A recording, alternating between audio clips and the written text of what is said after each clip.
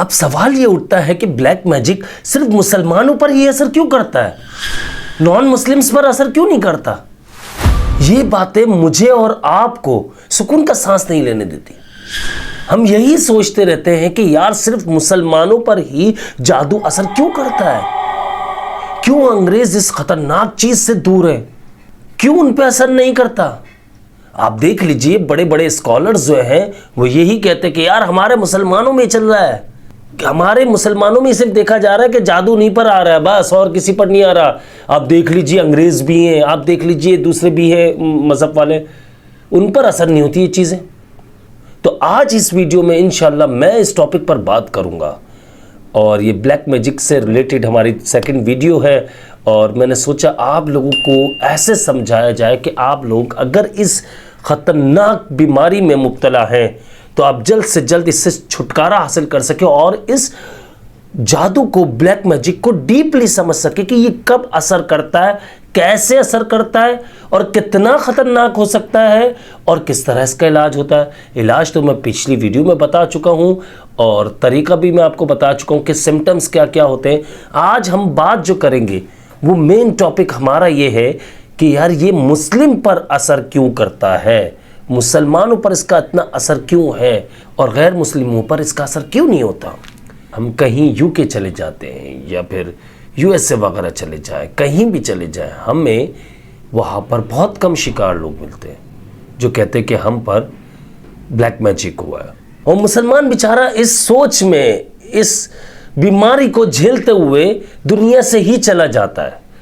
उसे सही मुआलिज नहीं मिल पाता, सही इलाज करने वाला नहीं मिल पाता, जो मिलता है उसे आमिल बाबा वगैरह मिलते हैं, वो इससे खेलते रहते हैं, वो इस पर तजुर्बे करते रहते हैं, उससे फ़ायदा उठाते रहते हैं।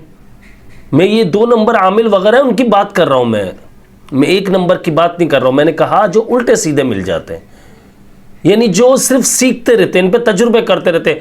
तुक्का लग गया तो बंदा ठीक है, नहीं लगा तो ऊपर चले जाएगा। और जो बंदा होता है उसके हाथ में कुछ भी नहीं होता, उसे समझ नहीं आ रहा था क्योंकि वो अजियत में मुब्तला हो चुका होता है और ऐसी बीमारी जिसे वो समझ नहीं पा रहा होता। जैसे कि मैंने बताया कि सिम्टम्स जो मैंने आप लोगों के सामने रखे थे, बुरे ख्वाब आना, सांस फूलना, घबराहट होना, सर में दर्द होना, सर के एक हिस्से में दर्द होना, बॉडी का एक हिस्से में दर्द होना, किसी का ऐसा लगना कि उसने आपको खतरनाक तरीके से पकड़ लिया है, मैदा खराब हो जाना, उपकाई आना यानी वॉमिट का एहसास होना लेकिन वॉमिट ना होना, ऐसे बहुत सारे, जिस्म के एक हिस्से का सुन्न हो जाना।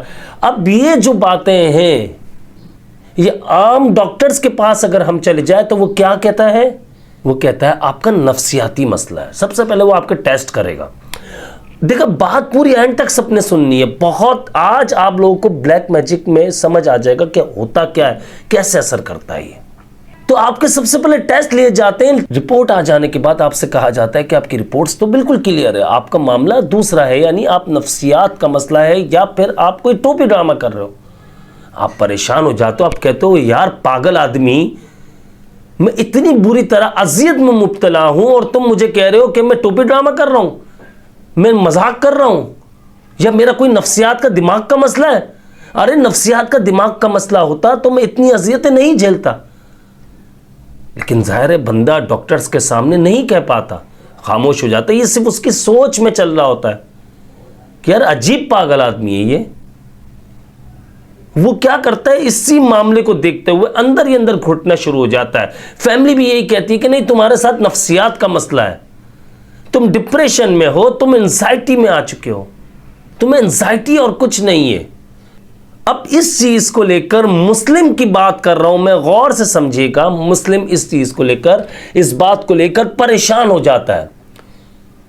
मुस्लिम पेशेंट की बात हो रही है, जो मुस्लिम मरीज जो है इस मामले का, वो बड़ा परेशान होता है। वो इस अजियत में आ जाता है कि यार मैं किस तरह से किसे अपनी बात समझाऊं। वो लोगों के दरवाजे खटखटाता है लेकिन समझ में नहीं आता। बहुत सारे आमिलों के पास जाता है, बहुत सारे मुआलिज के पास जाता है, जो सही इलाज करने वाले होते हैं वो मिल नहीं पाते। ये याद रखिएगा, मैं अगर पाकिस्तान की भी बात करूं, ये याद रखिएगा मैं इंडिया की बात करूं, मैं ये याद रखिएगा मैं दुनिया भर के मुल्कों की अगर बात करूं जहां से आप सब देख रहे हो, क्योंकि पाकिस्तान की ऑडियंस मेरी बहुत कम है।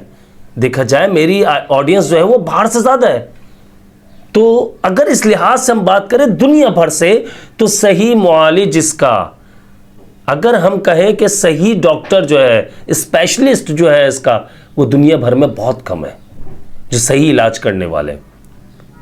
हाँ, 2 नंबर काम करने वाले, पैसा कमाने वाले हजारों लाखों लोग हैं। उन्हें ये पता है कि यार ये जो है ये काम ऐसा है, इसमें आपकी पकड़ है ही नहीं। पेशेंट इतना खतरनाक बीमार हो चुका होता है कि उसे समझ भी नहीं आता।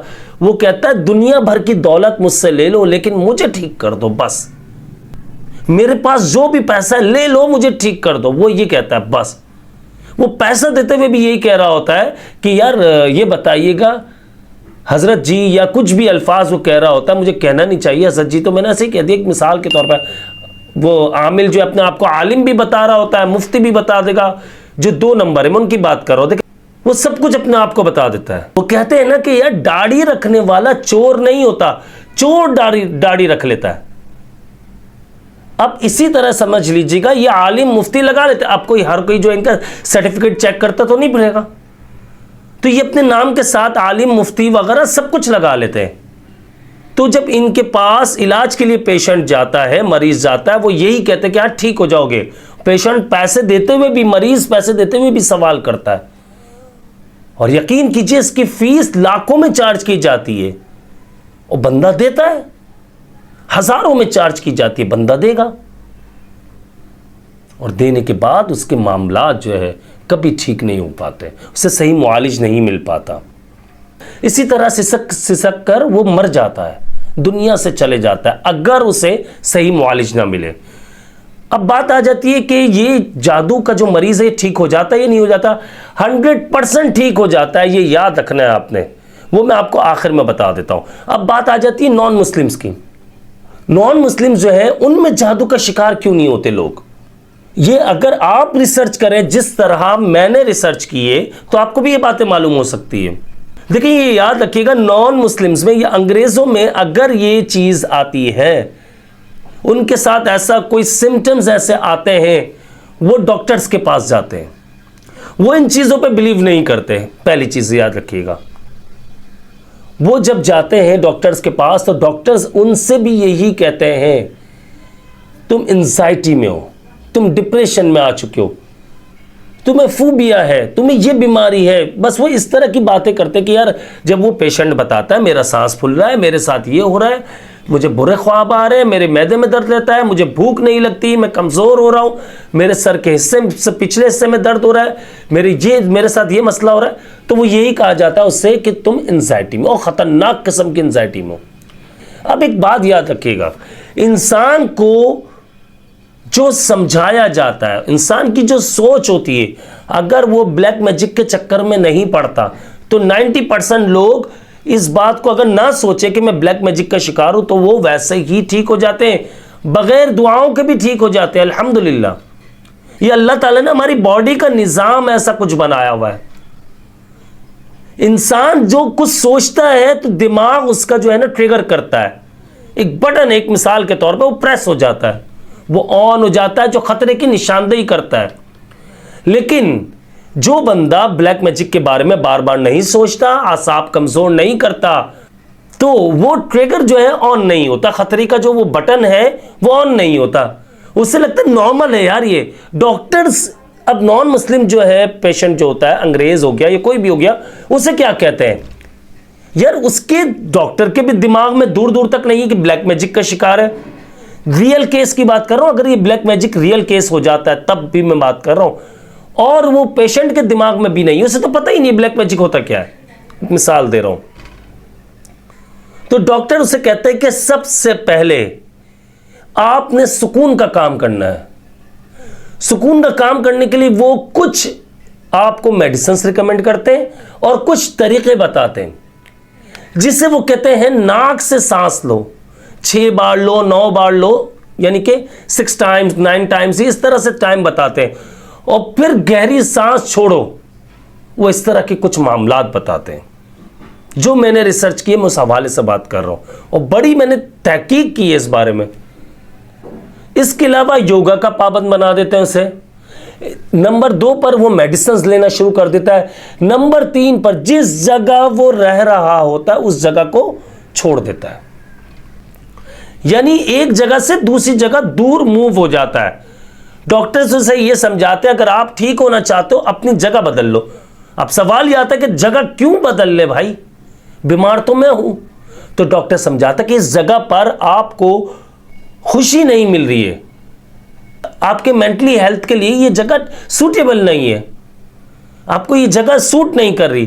तो वो क्या करता है, एक जगह से दूसरी जगह मूव होता है, जिससे कहते हैं हिजरत करना। और हिजरत करने से अगर एक मुस्लिम भी हिजरत करके जब एक जगह से दूसरी जगह जाता है, मूव होता है, तो ये याद रखिएगा कि उसकी 90% ब्लैक मैजिक खत्म होने के चांसेस शुरू हो जाते हैं। यानी ब्लैक मैजिक 90% खत्म हो जाता है, सिर्फ 10% रह जाता है। अब जगह चेंज हो गई, माहौल अच्छा मिल गया, तो उसे फील होता है कि यार मैं अब फ्रेश हूं। जब इंसान सोचता है कि मैं फ्रेश हूं तो उसका दिमाग जो है वो फिर ट्रिगर दबाता है, वो बताता है तुम खुश हो। हमारा दिमाग 2-3 तरह के जो सिग्नल्स देता है, एक खुशी का, एक गम का, एक खतरे का, इस तरह बहुत कुछ कहा जाता है। यानी कि छठी हिस्स भी कहा जाता है, जिसे कहते हैं कि यार सिक्स सेंस कहते हैं ना, कि जिस तरह से खतरे की निशानदेही करता है हमारा दिमाग, वो चीजें भी हैं। इंसान का दिमाग जिस तरह का ट्रिगर दबाता है, इंसान उस वे में चलना शुरू हो जाता है।